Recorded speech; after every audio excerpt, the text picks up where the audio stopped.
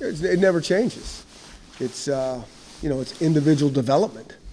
It really is. And so, from a head coaching standpoint, it can be a little bit painful because I'm not necessarily interested in one side of the ball. I'm into execution, clean-looking execution, and if one side is looking pretty good, the other side is not going to be looking pretty good. And so you just go back and you just analyze the play, the people, and those type of things. And then down the road, there's always going to be some new schemes that both sides are kind of experimenting with, seeing if they're going to if we kind of like this to carry over. I think that's one of the things that we really like about spring ball. Everybody's going to get reps. Everybody's going to see if we can build skill. It doesn't matter if you're thinking, this guy, I don't think he's going to do much this next fall. We don't change our stance. He needs to get reps, and he needs to get reps in the fall so we can see if this guy can come on, because we've been through this too many times where you're thinking, I'm not sure about this guy, and sure enough, he starts to catch fire and starts to figure some things out. How do you go about distributing the QB reps and splitting that up? Is there a strategy to that? Yeah, I have no idea. You'd have to ask Bush Hamden. All the coaches handle that, and it's hard at that position. I mean, if you have 3 quarterbacks, it can be hard at that.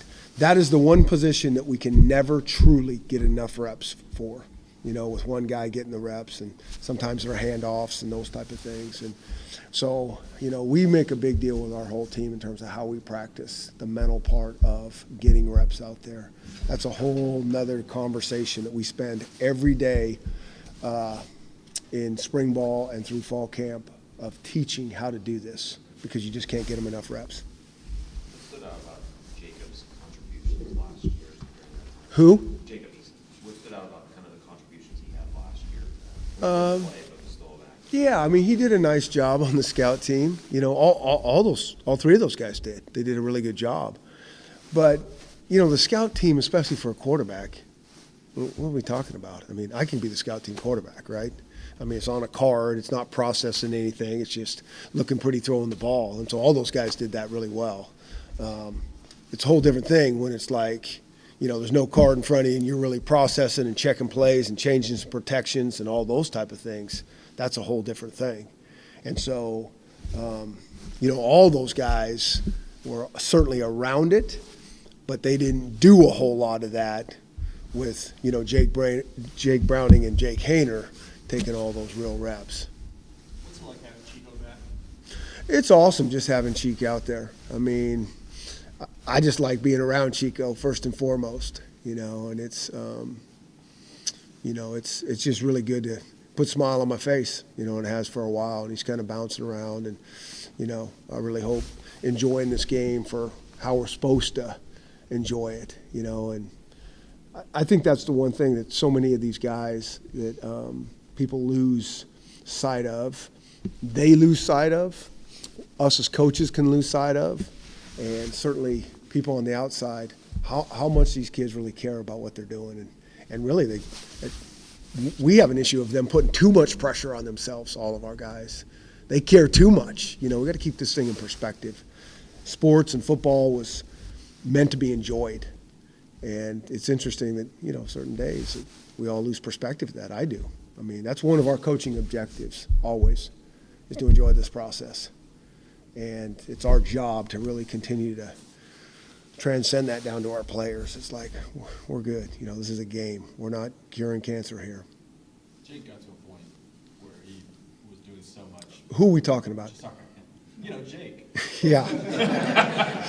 Jake Browning. Okay. Got to a point where he was doing so much every snap. Yep. So much autonomy to Yeah. check into what you need and Yeah. everything. How much of a factor will that be as you evaluate this current group of quarterbacks Yeah. going forward, their ability to They will all be able to do that because the system that we have is not overly complex. It's actually pretty, it's pretty straightforward. But there's still, when we're throwing the whole system at them, there becomes a lot on their plate. And, we didn't ask, Jake to do, he did a lot, but because he'd been around a lot. But the stuff that we'll have these guys, we'll start small and kind of build from them. But it won't dramatically change, our check system because we don't check a ton. And when we do, it's not overly complicated how we do it. do you allow yourself to, I mean, because with no Jake Browning, no Miles Gaskin, was Yeah. there any double takes? Was there any kind of, wow, okay, or was it just literally business as usual moving forward? I really kind of felt it was like business as usual, kind of next guys up, you know. We've been through it for the last three months or so with those guys not being around here, you know, in the weight room and in team meetings. And certainly the first couple team meetings you kind of come into, that feels weird with all those guys not being there. The Samples and, you know, Jalen Johnsons and JoJo Mack, all those, it's like they've been around for a long time. And so, you know, today it was kind of business as usual. I mean, it almost kind of felt the same out there. But, you know, that's the blessing and the curse of college football, you know. You lose guys that you're so close to and you love them around. But also the blessing is it's new guys get opportunities, new life. It's exciting, it's challenging, it's all those things. Junior Adams is a new guy. I mean, you've been around him a long time. Bill is familiar with him. Is he just a plug-and-play guy that just knows you backwards and forwards? No. Or something different? Yeah, he doesn't know us backwards and forwards because he's never, you know, I've known him for a long time, but he's never coached with me, with us. And so he's very familiar with a lot of things that we've done over at Boise because a lot of that stuff stayed there. But still, it's different. And but he is further along than somebody from completely, you know, that hasn't ever coached with us before. I mean, there's a lot of carryover, but it does take some time. But he's an experienced wide receiver coach. He knows what he's doing, and it's really awesome to have him here. Anything he brings to the table? Yeah, I think every coach does. You know, part of just their personality. That's probably one of the things that I've probably been most pleased with. I really like just being around him.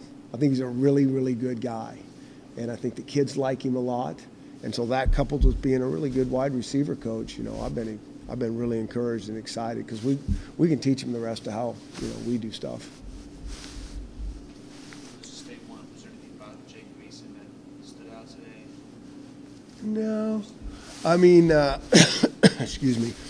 I don't think we got to go back in there and watch this stuff. But you know, I didn't really see. You know, I'm so much into the organization of practice and making sure we're moving on time and the drills look right. And you know, I got a list of, you know, on my little trusty notepad here that I carry out there. You know, of 20 things that we just got to clean up as groups, as that type of stuff. You know, well, the rest will kind of play out as we go. Are you looking for people who are jumping out at you on day one, or is it really something where you want to leave it a day or two or three to release something that's sustained? And we're all about sustain, consistency. And we will have spring MVPs for sure. I don't know if it's going to be one guy or 10 guys, but exactly what you said is what we're looking for. It's like, wow, that guy like every day was really impressive. And sometimes it's hard to see that from out there, what's going on. Somebody breaks down and, you know, a guy can't have a chance to make a play. And that's why it's so much fun to go back in there and put the tape on and really analyze what's going on. But that is what we're looking for, is guys that really jump out starting day one and do it through the next 14 practices. Do you expect Aaron Fuller to practice much? I don't know how much he will. I think so. It's nothing serious at all. We actually were going to try to get him through spring ball and then maybe, you know, take care of his issue afterwards. But then at the last second we readjusted. And so he had a little procedure done that is not major, and we're just going to be smart with him. We didn't see DJ Beavers. Is he still rehabbing? DJ, yeah, we're still kind of figuring out DJ's situation, and he will not, you know, play spring ball. I was just curious, when you lose an entire secondary and you have one guy coming back in Miles, Yeah. is there something, I mean, that's a very unique situation. Do you look for leadership or something right off the bat with day one with him? That's a pet peeve question of mine on leadership and good players. We'd like our best players to be our leaders, but a lot of times they're mutually exclusive. Sometimes guys that aren't our marquee guys are our best leaders in that locker room, in that weight room, and off the field. And so when I always get that question, it's like, hey, that guy's out there really doing a great job being a leader. I'm always like, what do you know? Are you in our locker room? Are you seeing what's going on behind the scenes? Are you doing all those type of things? So we do select players that we think have these really strong leadership capabilities, and it really helps when they are players that have a lot of experience and have done some things. But that leadership thing is developed, it's learned, it's a process. And so we're really talking about two completely different things there. I really want a guy like Miles to be a leader because of his play on the field. That's going to speak really loud because he kind of backs up how we do things. What do we got going? Oh, that's the 30-second warning. Coach Kamari and Richard Newton look like they each put on about 10 pounds. Yep. By design, or is that just them maturing also, getting called to put on? Yeah, and so it's always about speed and agility, in our opinion. And so they can put on as much weight as they possibly can, but if it slows them down at whatever position, tight end, running back, then it's too much weight. And so that's Coach Sawhaw's department with the position coach. But as long as those guys aren't losing any movement skills, that's fine. We want them to be able to carry the weight that they can naturally carry. And, everybody's, trying to get bigger and all those things. But I think that's one of the most overrated things, in my opinion. I got to get bigger. That's one of the things we see with some of the young guys, that'll come in the summertime and, all year long they're working to get bigger because I'm going to play college football, and they walk in and we're like, uh-oh, this is going to be a problem. Coach Saul is going to take that weight right off them because they got too big and they can't move. We want guys that can move. So we want big, strong, fat, but if it slows them down, we don't want that.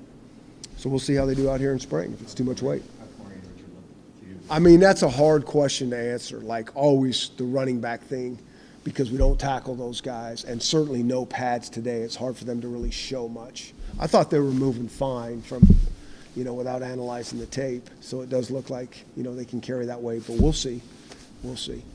You saw Jared Hilbert's on the right side, obviously he's playing on the left side. Yep. How much confidence do you have on him regardless of kind of where you plug him in? Yeah, I think he can play either, and he has play either side. And we're just, some of these guys that have experience, we'll cross-train those guys different positions to get our best 5 guys out there and, figure out who our best 8 to 9 guys are when it's all said and done. We just don't like that thing where if our number 6 player is the right, plays, if he's the 6th, we need to get him in there, not because if, one guy goes down and now we're going to play 7 or 8 because he just played, you know what I'm saying there. We're trying to always get our best guys on the field. So some of these guys that have experience, we can cross-train them at different positions. Chris, to follow up on your leadership comment, can you identify a couple of guys that your staff has looked at as leaders for this spring? Well, we usually stick with the guys that have been around here for a while, that at least can lead by example. And so, you're going to have your guys like Nick Harris and Trey Adams and Keith Taylor's been around here and done some good things, and I think else Levi Onzarike has been around here. I mean, and when I talk about that, I mean Levi's an unbelievable student. Like how he carries himself off that is exactly what you want it to look like. And so it's those type of things that we get these guys. And I usually, I don't have a set number. I think I got I think it's about, I'm trying to think, it's about 10 to 12 guys that I kind of try to work with that I think the team really pays attention to. But now to get them to do things, because the leadership thing is not about them. Like, it has nothing to do with them, it's about them helping their teammates and this program take the next step. And that's a hard concept for people to what are you talking about? It's like, yeah, you got to help this guy how are you going to do that? How are you going to get to him? How are you going to bond with him to get that respect and that loyalty, that trust? And so those are the things that we work with, and it's about, service and sacrifice for others. That's what it is to us. And so it's a whole different concept than most guys. Most guys think, oh, I'm the leader, I'm going to go out for the coin toss. What are we talking about here? I hate the coin toss. I mean, we lose it anyways. We should send nobody out there and just give them the ball. Chris, what did you learn about Jacob Eason during the year he was sitting out? And what do you think he learned while he was sitting out? What I learned about Jacob is, and you can figure out which one we're talking about, Eason, is he's a really good guy. That's what I learned. He obviously can sling the ball. I mean, and that's, you could see it in high school, you could see it here. I mean, all those type of things. That's what I learned. I really I got to know him and be around him and see how he interacts with the guys, and he just does a nice job of fitting in with everybody. That was probably the number one thing that jumped out to me. Now, whether, he hasn't really played real football in a long, long time. And so that's the thing. And, this is a college guy that's played 1 year of college football. And, I don't want to, I just think it's a disservice to him for you guys to put all this pressure on him, because I've seen what's out there and all that kind of stuff. I mean, it's like he's a college guy. He's played 1 year of football. It's, got some really good talent. But our other guys do as well. But it's not being talked about like it is with him. And I think that that's like unfair. And I think that's why I hope he's got everything off in terms of the social media and all that kind of stuff, so he can just lock in. Because nobody in the NFL can even play as good as like everybody's making him out to be. Like, oh, what's going to happen here? I mean, I just think that that's a hard thing, and I know what real football likes playing college quarterback here. It's a hard game, and there's no perfect people and no perfect players, and we got to all keep that in mind. Chris, Benning, can you talk a little bit about his move? Benning? So Benning's always kind of been that hybrid. He's an outside backer that our outside backers play like D linemen anyways. And so we kicked him a little bit more inside and see if maybe that's more of his, where he can take the next step with his game. He's strong, he's agile, he can move. And so it's not like he hasn't really been in the mix with all those things. Those guys don't play out there in space. And so we're just getting him down there with more traffic and maybe let him use his physicality a little bit more.